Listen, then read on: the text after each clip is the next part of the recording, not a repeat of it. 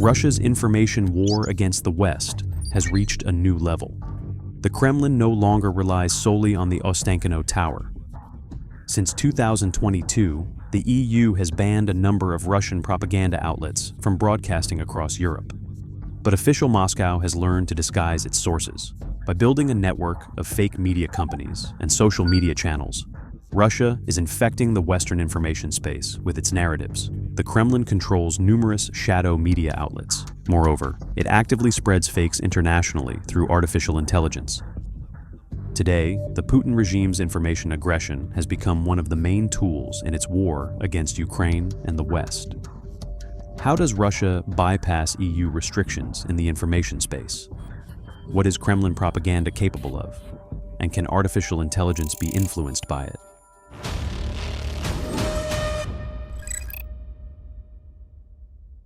AI tools have become accessible to millions worldwide. Society now consumes unlimited amounts of information, and Russian propaganda is taking full advantage. Across numerous websites, it spreads fake stories online, trying to mislead the most popular chatbots like ChatGPT, Gemini, and Grok.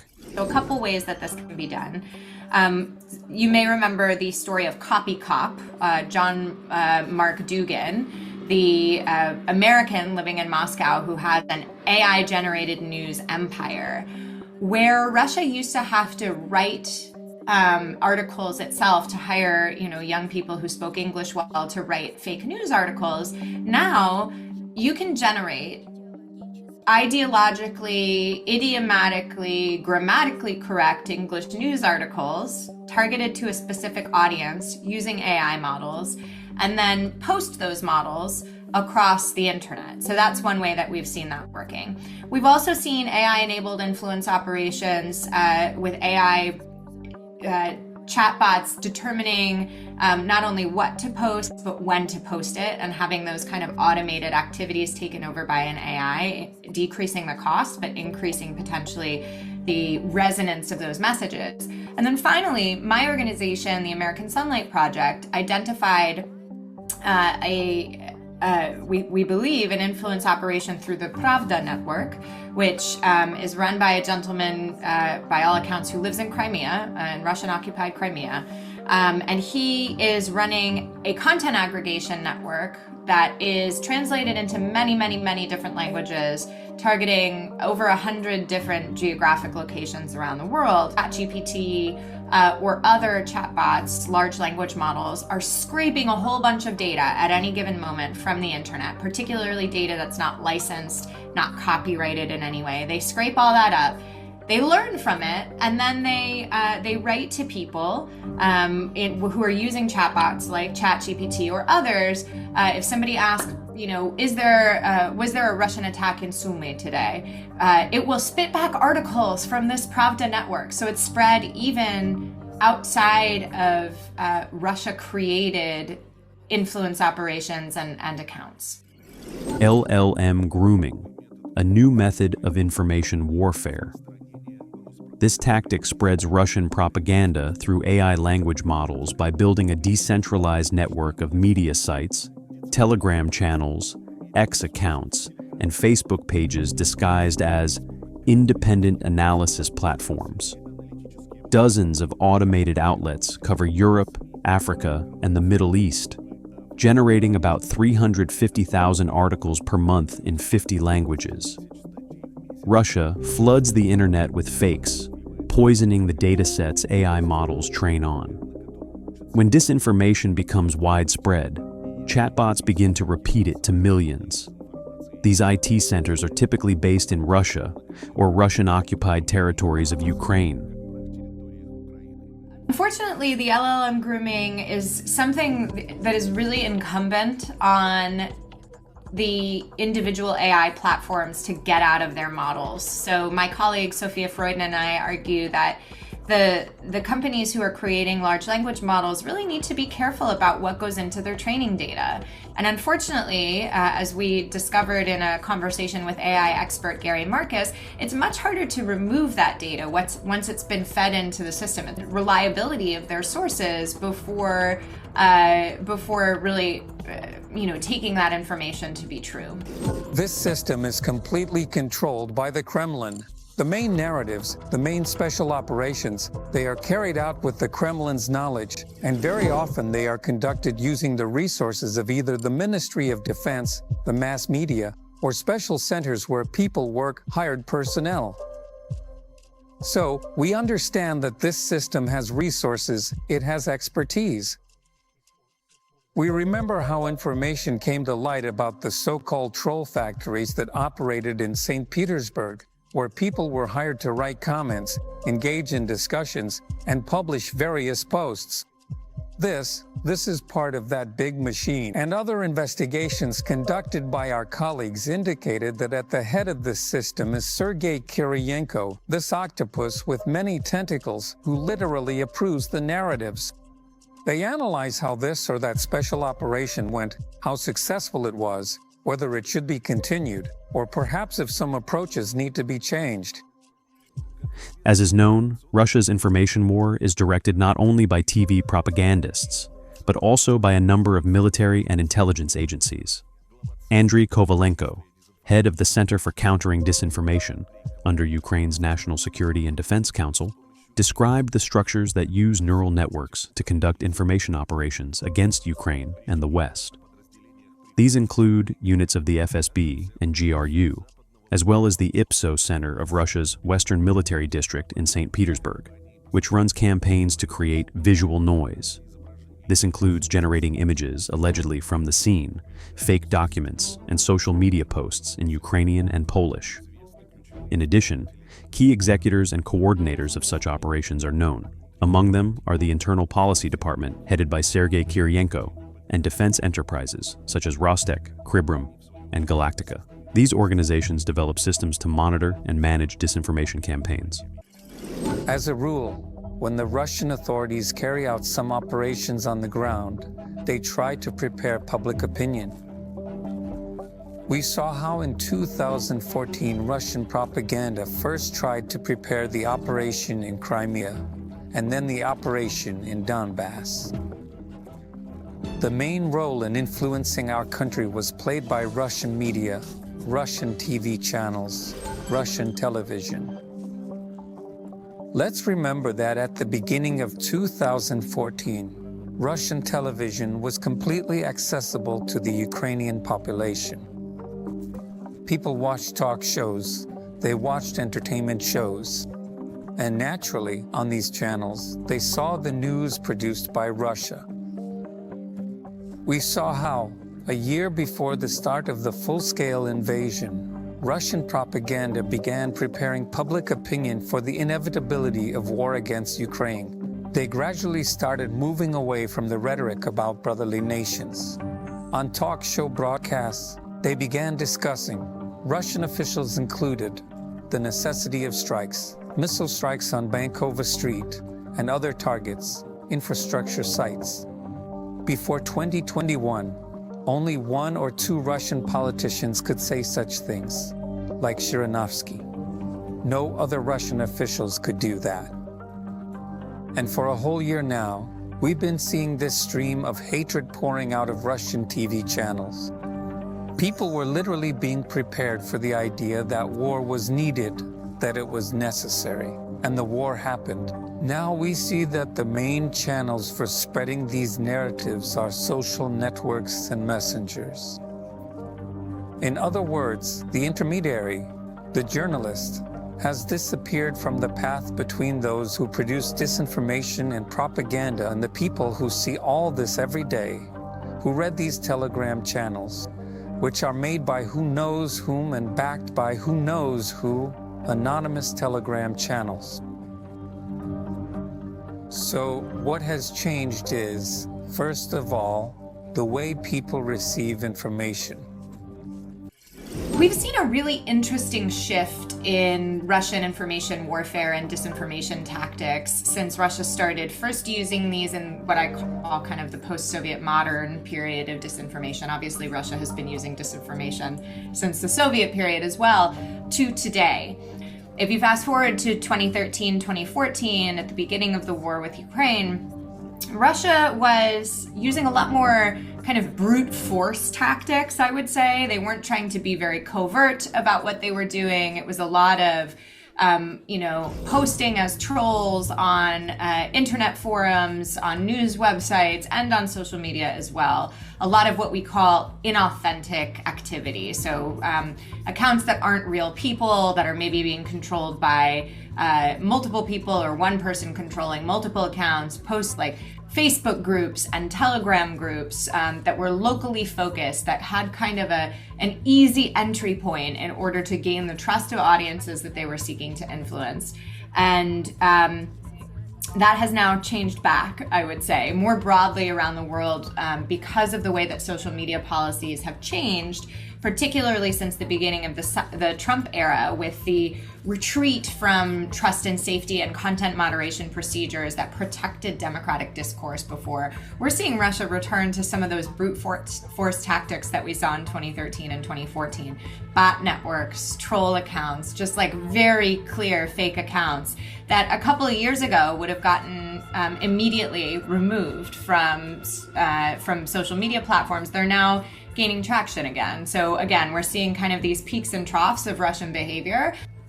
Deepfakes generated by artificial intelligence are often indistinguishable from reality.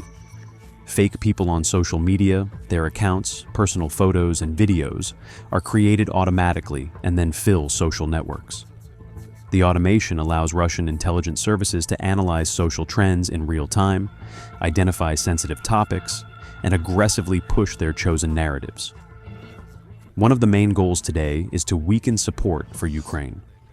Huge volumes of generated content repeat the Kremlin's war narrative, accusing Western countries of fueling the conflict and undermining unity in Ukrainian and European societies. The loudest fakes usually target world leaders. For instance, Ukraine's president is falsely accused of multi-million-dollar purchases, among them, allegedly, Hitler's parade car. Russian propaganda, when it operates, naturally targets different segments of the audience. For its domestic audience, first of all, they build support for Putin, support for the war, and portray Putin as infallible, almost saintly. On Russian TV channels, Putin is practically depicted as a deity who cannot make mistakes, whose authority is unquestionable. And anything positive that happens in the country is always credited to Putin. So what do we see now in relation to Ukrainians? First, they try to demotivate Ukrainians. They attempt to undermine faith in the armed forces in various ways. Attacks on the military leadership, claims that some clumsy operations are being carried out, that there are no military successes because of incompetent leadership in the armed forces, incompetent commanders who give criminal orders. All of this is being actively pushed through various Telegram channels that falsely pretend to be Ukrainian military units or individual Ukrainian soldiers, and sometimes through certain influential bloggers who are connected to the ongoing war or to significant military-related events. And well, naturally, Russia's main efforts right now are focused on minimizing or restricting any assistance to Ukraine.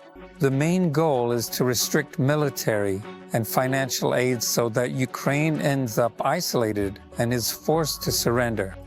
Primarily, the things that we see over and over again are that Ukraine is corrupt, that Zelensky is corrupt and a drug addict, that the reason the war in Ukraine is occurring is because of NATO, not because Russia invaded Ukraine. All of these are the key narratives that I see repeated, not only in Russian disinformation outlets, but now that are being repeated among Americans who may support President Trump as well. And we see members of President Trump's own cabinet, including after the Oval Office meeting with President Zelensky in February. Those narratives having quite so much support, particularly after the full-scale invasion of Ukraine across parties. There was widespread support for Ukraine. That lasted about, I would say, 18 months before we really started to see Russian propaganda and disinformation undermining Western support for Ukraine. And all of the narratives are the same. As I said, they are very sticky. I think Russia has tested them over time